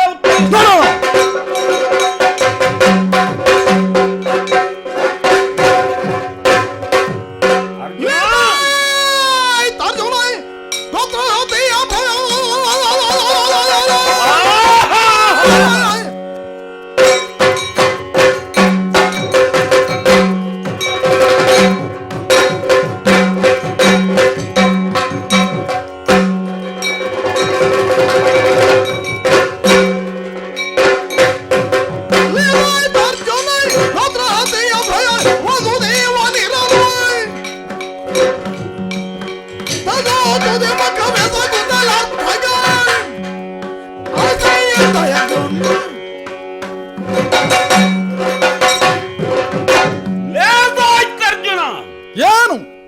ಶ್ರೀಕೃಷ್ಣನ ಸಾರಥ್ಯದಿಂದ ಯುದ್ಧಕ್ಕೆ ಎದುರಾದ ನಿನ್ನ ಭಟತ್ವವನ್ನು ಮೆಚ್ಚಲೇಬೇಕು. ಆದರೆ ಇಂತಹ ಯುದ್ಧ ಪ್ರಸಕ್ತಿ ನಿಮಗೆ ಅಗತ್ಯವಿತ್ತೆ ಇಲ್ಲವೇ? ಅಶ್ವಮೇಧಾದಿ ಕ್ರತುಗಳನ್ನು ಮಾಡಿ ಪುಣ್ಯವನ್ನು ಸಂಚಯಿಸಿಕೊಂಡು ಭಗವದ್ ದರ್ಶನವಾದೀತು ಎಂದು ಭಾವಿಸುವರು ನಾವು. ನೀವಾದರೂ ಪಾಪ ಪ್ರೀತಿಯಿಂದ ಅದನ್ನು ನಿವಾರಿಸುವುದಕ್ಕೋಸ್ಕರ ಕೈಗೊಂಡಂತಹ ಕ್ರತುವಲ್ವೇ? ಗೋತ್ರ ಹತ್ಯಾ ಭೀತಿ ಧರ್ಮಜನಿಗುಂಟಾಯ್ತೆಂದರೆ ಆಶ್ಚರ್ಯ. ಸ್ವಯಂ ಭಗವಂತನೇ ನಿರ್ದೇಶಿಸಿದಂತಹ ರಣದಲ್ಲಿ ನೀವೆಲ್ಲರೂ ಪಾಲ್ಗೊಂಡವರು. ಯಾವನು ಪಾಪ ಪರಿಹಾರಕನು, ಯಾವನು ಅಭವ್ಯಪ್ರದನು, ಯಾವನ ದರ್ಶನ ಮಾತ್ರದಿಂದ ಸಕಲ ಪಾಪ ಭೀತಿಯು ಪರಿಹಾರವಾಗುವುದು. ಅಂತಹ ವಾಸುದೇವನು ನಿಮ್ಮ ಜೊತೆಯಲ್ಲಿದ್ದು ನೀವು ಈ ರೀತಿ ಬಂದುದು ಯಾಕೆ? ನೀವು ಕೇವಲ ಅರ್ಥಾರ್ಥಿಗಳು. ನಿಮಗಿರುವಂತಹ ಧನ ಸಂಗ್ರಹದ ಈ ಭಾವವೇನು ಎಂಬುದು ಸ್ಪಷ್ಟವಾಗುತ್ತಿದೆ. ಕುದುರೆಯನ್ನು ಮುಂದಿರಿಸಿಕೊಂಡು ಬರುವುದಕ್ಕಿಂತ ನಮಗೊಂದಷ್ಟು ದೇಣಿಗೆ ಕೊಡಿ, ನಾವೊಂದು ರಾಜ್ಯವನ್ನಾಳುತ್ತಿದ್ದೇವೆ ಎಂದು ಕೇಳುತ್ತಿದ್ದರೆ ನಿಮಗೆ ಬೇಕಾದ ಸಂಬಳ ಅಲ್ಲ ಸಂಭಾವನೆ ಕೊಟ್ಟು ಕಳುಹಿಸುತ್ತಿದ್ದೆವು. ನೀವು ಕೇವಲ ಧನಾಭಕ್ತಿಯುಳ್ಳವಾಗಿ ಯಜ್ಞವನ್ನು ಮಾಡಿರಿ. ನಾವು ಹರಿದರ್ಶನಕ್ಕಾಗಿ ಯಜ್ಞವನ್ನು ಮಾಡುತ್ತಿದ್ದೇವೆ. ನಮಗೂ ನಿಮಗೂ ಇರುವ ಅಂತರವನ್ನು ಲಕ್ಷಿಸು. ಎಲ್ಲೋ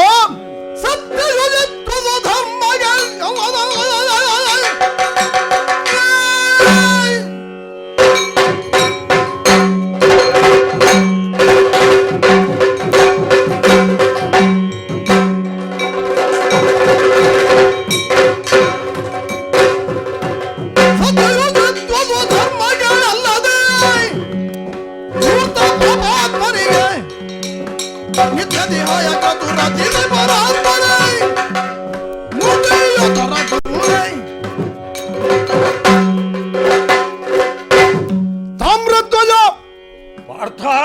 ಮಹಾತ್ಮರ ಮಾತಿಗೆ ಚಂದ್ರವಂಶದಲ್ಲಿ ಹುಟ್ಟಿದಂತಹ ನಾವೆಲ್ಲ ಯಾವತ್ತೂ ಮನ್ನಣೆಯನ್ನು ಕೊಡ್ತೇವೆ. ಕುರುಕ್ಷೇತ್ರದಲ್ಲಿ ಯುದ್ಧ ನಡೆಯಿತು. ಅದೆಷ್ಟೋ ಮಂದಿ ವೀರ ಯೋಧರು ಸಾವನ್ನಪ್ಪಿದ್ರು. ಆ ಪಾಪ ಭೀತಿ ನಮ್ಮ ಅಣ್ಣನನ್ನು ಸೇರಿತು. ಅದನ್ನು ತೊಳೆಯುವುದಕ್ಕಾಗಿ ವ್ಯಾಸರ ನಿರೂಪಣೆಯಂತೆ ಈ ಯಜ್ಞವನ್ನು ಕೈಗೊಂಡಿದ್ದೇವೆ ಹೊರತು ಧನವನ್ನು ಸಂಪಾದಿಸುವುದಕ್ಕಲ್ಲ. ವಾಸುದೇವ ನಮ್ಮ ಜೊತೆಯಲ್ಲಿದ್ದಾನೆ. ಅವನ ನಿರ್ದೇಶನದಂತೆ ನಾವು ಯುದ್ಧವನ್ನು ಮಾಡಿದ್ದೇವೆ. ಸಂಶಯಾತ್ಮ ವಿನಶ್ಯತಿ ಎಂದು ಉಪದೇಶಿಸಿದ್ದು ನಿನಗೆ, ನಿನ್ನ ಅಣ್ಣನಾದಂತಹ ಧರ್ಮಜನಿಗಲ್ಲ. ಅಯ್ಯೋ, ನಿನಗಾದರೂ ಹೇಳಬಹುದಿತ್ತು ಸಂಶಯ ಒಳ್ಳೆಯದಲ್ಲ ಅಂತ. ದೇವರನ್ನು ಕಾಣುವುದಕ್ಕಾಗಿ ನೀವು ಯಾವ ಯಾಗವನ್ನು ಮಾಡಿದರೇನು, ಎಷ್ಟು ವ್ರತವನ್ನು ಮಾಡಿದರೇನು, ಯಾವ ನೇಮ ನಿಷ್ಠೆಯಿಂದ ಇದ್ರೇನು, ಏನು ಶುಚಿತ್ವ ಅಂತರಂಗ ಬಹಿರಂಗದಲ್ಲಿ ಧರ್ಮ ಮಾರ್ಗದಲ್ಲಿ ನಡೆಯಬೇಕು ಹೀಗೆನ್ನುವಂತಹ ಸದ್ಭಾವನೆಯನ್ನು ಯಾವನು ಇರಿಸಿಕೊಳ್ತಾನೋ ಅಂತವನಿಗೆ ಭಗವದ್ ದರ್ಶನ ಆಗ್ತದೆ. ನಿಮಗೆ ಆಗಲಿಲ್ಲ ಅಂತಾದರೆ ನಿಮ್ಮಲ್ಲಿ ಪಾಪಾತಿ ಆಗಿದೆ ಅಂತ ಅರ್ಥ. ಆದ ಕಾರಣ ದೇವರನ್ನು ಒಲಿಸಿಕೊಳ್ಳುವಂತಹ ಆ ಭಾಗ್ಯ ನಿಮಗಿಲ್ಲ ತಿಳಿದುಕೋ. ಸ್ವಕರ್ಮಣಾತಮಭ್ಯರ್ಚ್ಯ ಸಿದ್ಧಿಂ ವಿಂದತಿ ಮಾನವ. ಇದು ನಮಗೆ ಆಚಾರ್ಯೋಪದೇಶದಿಂದ ಪ್ರಾಪ್ತವಾದುದು. ಹಾಗಿದ್ದರೆ ಜಲಜಾಕ್ಷನ ನೆಲೆಯನ್ನು ತಿಳಿದವನು ತಾನು ಮಾತ್ರ ಎಂಬ ಹಮ್ಮು ನಿನ್ನಲ್ಲಿದೆ ಎಂಬುದು ಖಚಿತವಾಯಿತು. ಆ ಕುರುಕ್ಷೇತ್ರ ಯುದ್ಧದಲ್ಲಿ ಜಯವನ್ನು ಪಡೆಯುವುದು ಶ್ರೀಹರಿಯ ಕೃಪಾವಿಶೇಷದಿಂದಲಲ್ಲದೆ ನಿಮ್ಮ ಸ್ವಯೋಗ್ಯತೆಯಿಂದೇನೂ ಅಲ್ಲ. ಭೀಷ್ಮದ್ರೋಣ ತಟ ಜಯದ್ರಥ ಜಲ ಗಾಂಧಾರ ನೀಲೋಪಲ ಶಲ್ಯಗ್ರಾಹವತಿ ಕೃಪೇಣ ವಹಿನಿ ಕರ್ಣೇನ ವೇಲಾಕುಲ ಅಶ್ವತ್ಥಾಮ ವಿಕರ್ಣ ಘೋರ ಮಕರ ದುರ್ಯೋಧನಾವರ್ತಿನಿ ಸ್ತೋತ್ತೀರ್ಣ ಖಲು ಪಾಂಡವೈ ರಣನದಿ ಕೈವರ್ತಕ ಕೇಶವ. ಕೇಶವನ ಸಾನ್ನಿಧ್ಯ ಇದ್ದರೂ ಯುದ್ಧಾಪೇಕ್ಷಿಗಳಾದಿರಲ್ಲ. ಇದರ ಫಲವನ್ನು ಕ್ಷಣ ಮಾತ್ರದಲ್ಲಿ ತೋರಿಸ್ತೇವೆ.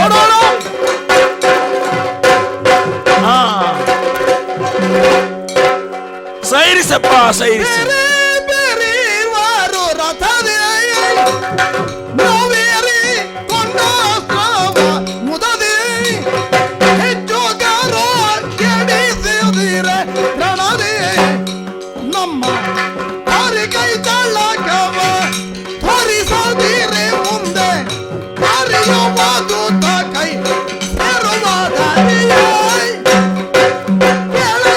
ಗುಣಶೀಲ ಕಿರೀಟಿನಿ ಕೇಳಯ್ಯ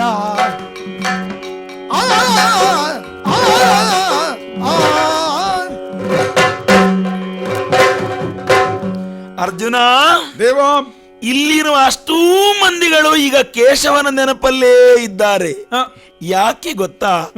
ಇವನು ಖ್ಯಾತನಾದಂತಹ ಹರಿದಾಸನಾಗಿದ್ದಾನೆ. ಅವನ ಬಾಯಿಂದ ಎಷ್ಟು ಹರಿಕಥೆಗಳನ್ನು ಕೇಳಿದೆ ನೀನು. ಹಾಗಿದ್ರೆ ವೀರ ವೈಷ್ಣವ ಅಂತ ನಾನು ಮೊದಲೇ ಏನನ್ನು ತಿಳಿಸಿದ್ದೇನೋ ಅವನು ಸ್ವಾಭಿಮಾನದಿಂದ ಕಾದಾಡ್ತಾನೆ. ನೀನು ಹಾಗೆ ಕೃಷ್ಣನ ಜೊತೆಯಲ್ಲೇ ಇದ್ದಾನೆ ಪರಮಾತ್ಮ, ಬಿಡುವುದಿಲ್ಲ ಎನ್ನುವಂತಹ ಮತ ನಿನ್ನದು. ಈಗ ನನಗೆ ಕಷ್ಟವಾಯಿತು. ಒಂದು ಕೆಲಸ ಮಾಡೋಣ, ಇದೇ ರೀತಿ ನೀವು ವಾದವನ್ನು ಬೆಳೆಸುತ್ತಾ ಯುದ್ಧ ಮಾಡಿದಿರಿ ಅಂತಾದ್ರೆ ಎಷ್ಟೋ ವರ್ಷಗಳವರೆಗೂ ಜಯವನ್ನು ಪಡೆಯುವುದಕ್ಕಾಗುವುದಿಲ್ಲ. ನಾವೀರರು ಬೇರೆ ಬೇರೆ ರಥವನ್ನು ಏರಿಕೊಂಡು ಪ್ರತ್ಯೇಕವಾದಂತಹ ಯುದ್ಧವನ್ನು ಮಾಡೋಣ. ಏನಾಗ್ತದೆ ಅಂತ ನೋಡುವ.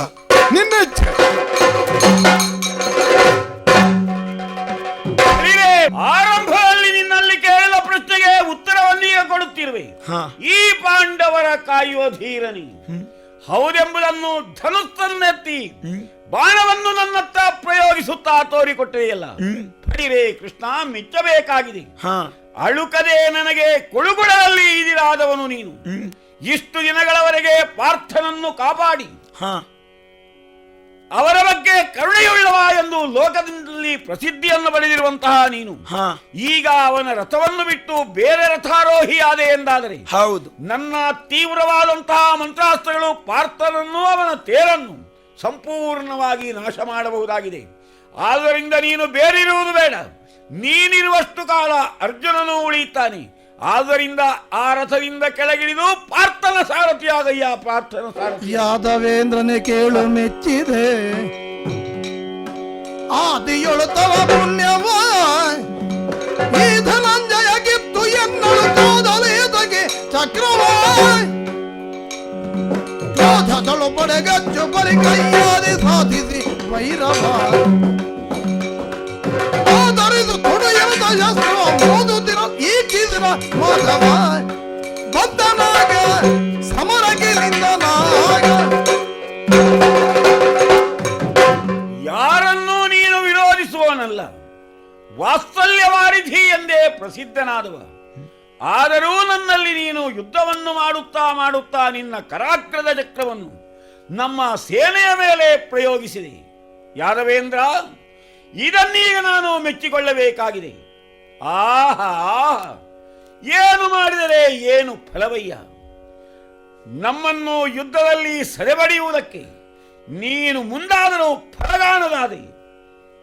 ಕೈಯಲ್ಲಿರುವ ಚಕ್ರವನ್ನು ಬಿಸುಟಂತಹ ನೀನು ಬೆರಗಾಗಿ ನನ್ನನ್ನೇ ನೋಡುತ್ತಿರುವೆ. ಆದಿಯಲ್ಲಿ ನಿನ್ನವನಾದಂತಹ ಪಾರ್ಥನಿಗೋಸ್ಕರ ಸುಧನ್ವನ ಪ್ರಕರಣದಲ್ಲಿ ಪುಣ್ಯವನ್ನೆಲ್ಲ ಧಾರೆ ಎರೆದಿತ್ತೆಯಂತೆ. ಈಗ ನಿನ್ನ ಕೈಯಲ್ಲಿ ಚಕ್ರವೂ ಇಲ್ಲ.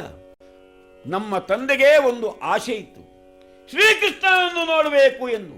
ಆದ್ದರಿಂದ ನಿನ್ನ ಬಳಿಗೆ ಬಂದು ನಿನ್ನ ಎರಡೂ ಚರಣಗಳನ್ನು ಒಂದು ಕೈಯಿಂದ ಹಿಡಿದು ಮತ್ತೊಂದು ಕೈಯಿಂದ ಎತ್ತಿ ತಲೆಯ ಮೇಲಿಟ್ಟುಕೊಂಡು ನಮ್ಮ ತಂದೆಯ ಬಳಿಗೆ ಹೋಗ್ತೇನೆ. ಅರ್ಜುನ, ನನ್ನನ್ನು ಬಿಡಿಸಿಕೋ.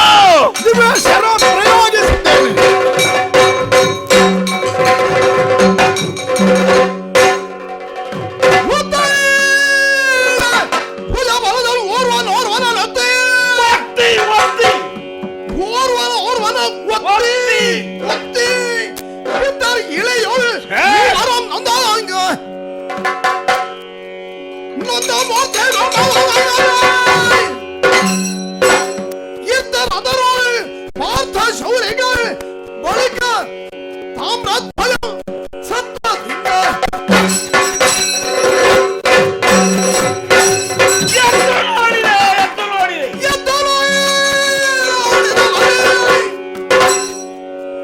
ತನ್ನೊಡನೆ ಕಾಳಗಗೆ ಯಾರು ಹೊತ್ತುವ ಅಧಟರು ಯಾರು ಯಾರೂ ಇಲ್ಲ ಇದ್ದ ಎರಡು ಮನೆ ಸಹಿತ ತಿರುಗಿರ ಮಹಿಳಲಿಂದ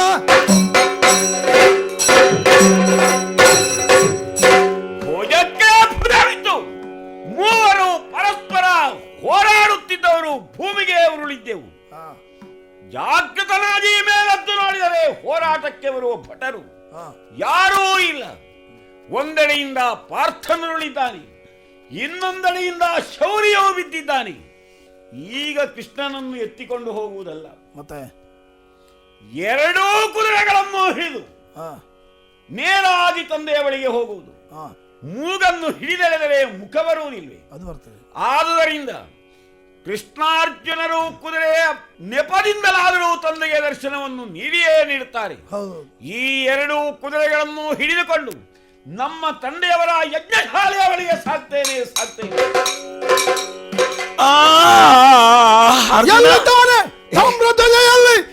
ಕುದುರೆಯಲ್ಲಿ ತಾಡಿಯ ನಿನ್ನ ಮೈ ಮುಟ್ಟಿ ಎಬ್ಬಿಸುವುದಕ್ಕೆ ನಾನು ಬೇಕು. ಬೆಳಗ್ಗೆ ಆರಂಭ ಆಯ್ತಲ್ಲ ನಿನ್ನದು. ನೀನು ಕುದುರೆಯನ್ನು ಹುಡುಕು, ತಾಮ್ರದ ಎಲ್ಲಿದ್ದಾನೆ ಅಂತ ನೋಡು. ಏನು ಕಾಣಿಸುದಿಲ್ವಲ್ಲ? ಯಾರು ಕಾಣಿಸುವುದಿಲ್ಲ. ಹಾಗಾದ್ರೆ ಅವನ ಪರಾಕ್ರಮದ ಮುಂದೆ ನಾವು ಸೋತಿದ್ದೇವೆ. ನಮ್ಮ ಕುದುರೆಗಳನ್ನು ಕೊಂಡು ಹೋಗಿದ್ದಾನೆ, ಹೌದಲ್ಲ? ನಿಜ. ನಾವು ಈ ಊರನ್ನು ಬಿಡಬೇಕಿದ್ರೆ ನಮಗೆ ಕುದುರೆ ಸಿಗ್ಬೇಕೋ ಬೇಡವೋ? ನಿಜ. ಅದಕ್ಕೆ ನಾನು ಹೇಳಿದಂತೆ ಕೇಳುವ ಒಂದು ಉಪಾಯ ಮಾಡೋಣ. ನಾನು ಒಬ್ಬ ಮುದುಕ ಬ್ರಾಹ್ಮಣನಾಗ್ತೇನೆ, ನೀನೊಬ್ಬ ಬ್ರಾಹ್ಮಣ. ಒಟ್ಟುವಾಗಿ ನನ್ನ ಜೊತೆಯಲ್ಲಿ ಬಾ, ಉಳಿದದನ್ನು ನಾನು ಆಮೇಲೆ ತಿಳಿಸ್ತೇನೆ. ಸರಿ. ಪಟ್ಟಣದ ಹೊರವಲಯವು ಚಿತ್ರಮಯವಾಗಿ ಕಟ್ಟಿದ ಅಧ್ವರ ಮಂಟಪದ ನಡುವೆ ದೀಕ್ಷೆಯ ನೆಟ್ಟನೆ ಪರಿಗ್ರಹಿಸಿ ಭೂಸುರರ್ವೆರದಿ ಕುಳ್ಳಿರ್ದ ಪಿತಗೆ ಬಂದು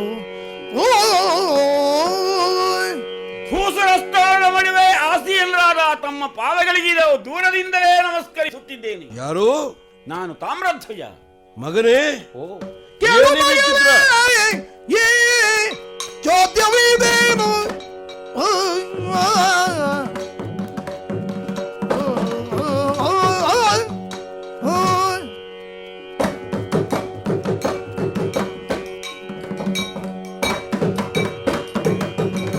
ಕೇಳ ಮಗನೇ, ಈ ಚೋದ್ಯವಿದೇನು ಬೀಳು ಮನದಿರವೇನೆಂಬುದ ನೀನು ವರ್ಷವಾಗದ ಮುನ್ನ ಬರುವಾಗಮವೇ ನಿನ್ನ ಧರಣಿ ಪಾರೊಡನೆಗಾಯ್ ದುರವಾದುದೋ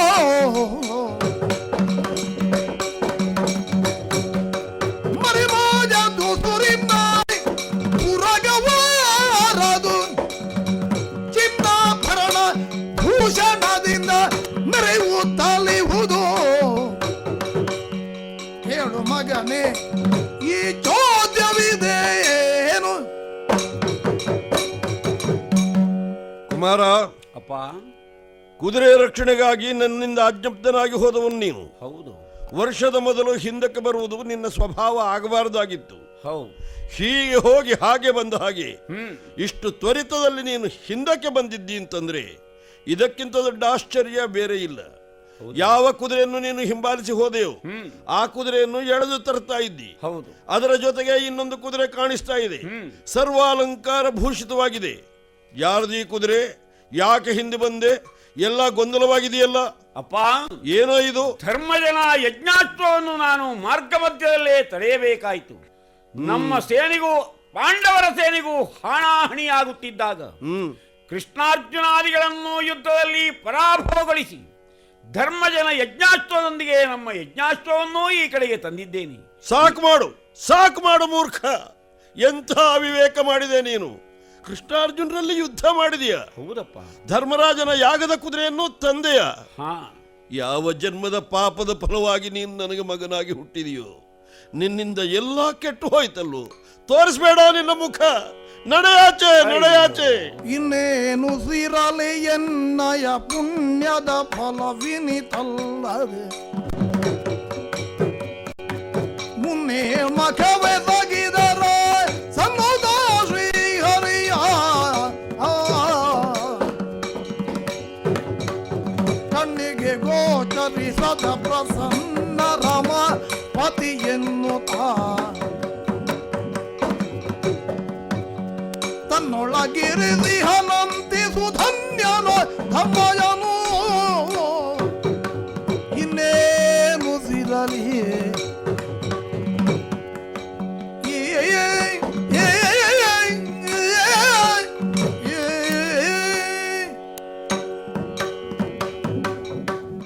ಕೃಷ್ಣ ಕೃಷ್ಣ ನಾರಾಯಣ, ಇದೇ ನನ್ನ ಹಣೆ ಬರಹ ಆಗಿ ಹೋಯಿತು.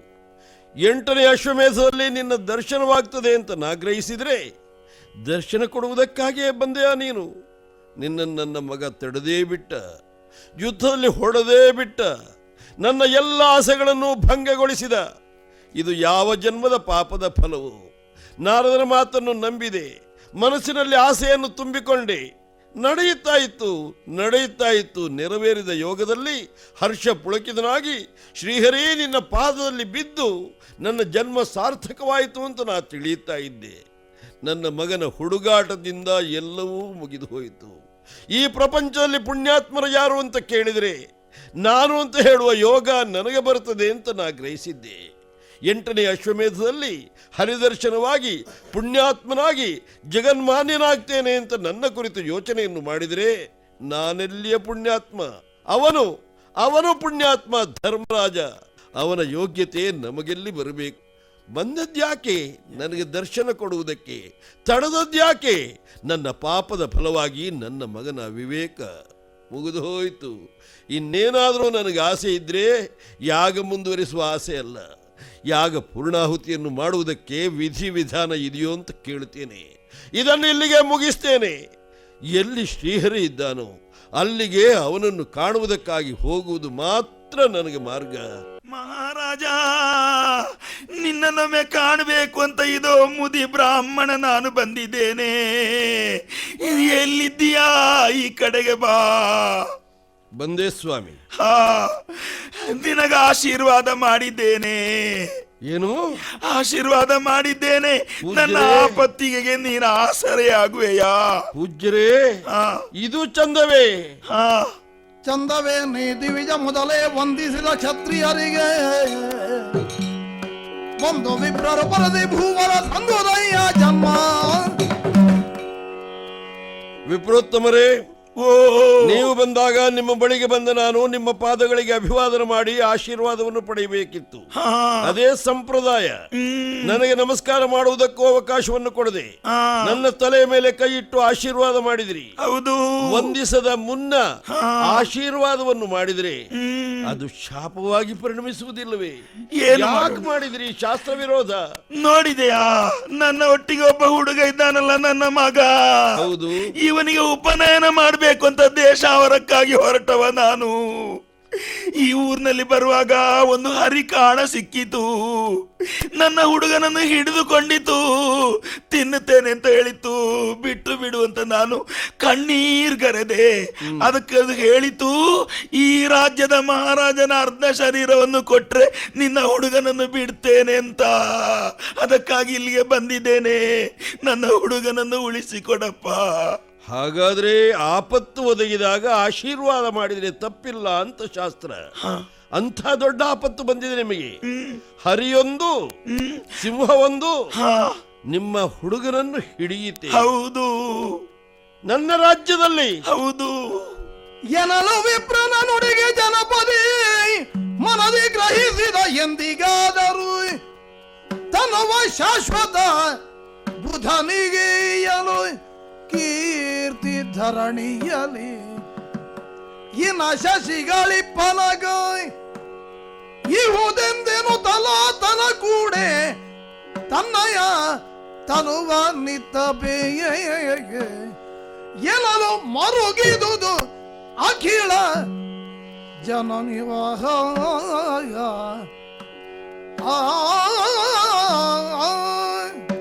ಬ್ರಾಹ್ಮಣೋತ್ತಮರೇ, ಓ ನನ್ನ ರಾಜ್ಯದಲ್ಲಿ ಸಿಂಹವೊಂದು ನಿಮ್ಮ ಆಶಾಭಂಗ ಮಾಡಿದೆ. ಹಾ ನಿಮ್ಮ ಕುಲಪುತ್ರನನ್ನು ಕೊಲ್ಲುವುದಕ್ಕೆ ನುಂಗುವುದಕ್ಕೆ ಸಿದ್ಧವಾಗಿದೆ. ಹಾ ನನ್ನ ಅರ್ಧ ದೇಹವನ್ನು ಕೊಟ್ರೆ ಬಿಡುಗಡೆಗೊಳಿಸ್ತದೆ. ಹಾ ಎಂಥ ಯೋಗ ಹೇಳಿ. ಹಾ ಈ ದೇಹ ಯಾವತ್ತಾದರೂ ಬಿದ್ದು ಹೋಗಬೇಕಾದ್ದೆ. ಹಾ ಈಗ ನಿಮ್ಮ ಉಪಕಾರಕ್ಕೆ ಒದಗಿ ಬರಲಿ. ಆ. ಸಂತೋಷ. ದೇಹವನ್ನು ಸೀಳಿ ಕೊಡ್ತೇನೆ. ಅರ್ಧ ಭಾಗ ತಾನೆ. ಬೇಡ ಬೇಡ, ನಾನು ಹೋಗ್ತೇನೆ. ಯಾಕೆ ಯಾಕೆ?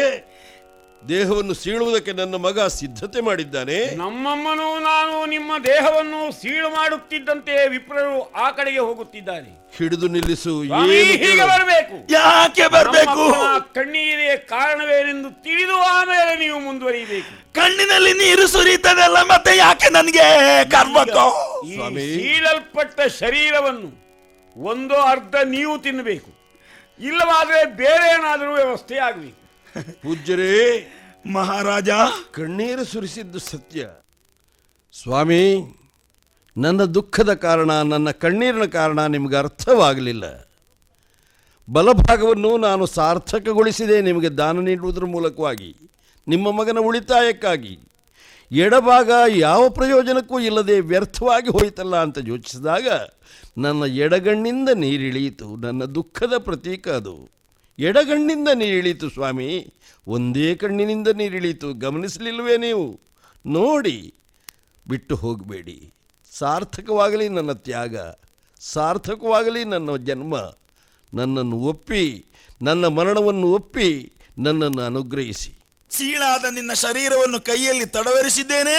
ಇದೋ ನನ್ನ ನಿಜ ರೂಪವನ್ನು ನೋಡು. ಆಹಾ ಆಹಾ, ಕೃಷ್ಣ ಕೃಷ್ಣ, ಧನ್ಯನಾದೆ. ಕರದುಲು ಕರಜುಪಾಶಂಕುಶರಿಗೆ ಹರ್ಷದಿ ಭಕ್ತರ ಉರಗ ಭೂಷಣನ ಸುಕುಮಾರ ಗಜಮದನನ ಕರಣ ಕಮಲಕ ಆರತಿ ಎತ್ತಿರೆ, ಆರತಿ ಎತ್ತಿರೆ ಗಜಮುಖದ ಮಗೆ ಗಣಪಗೆ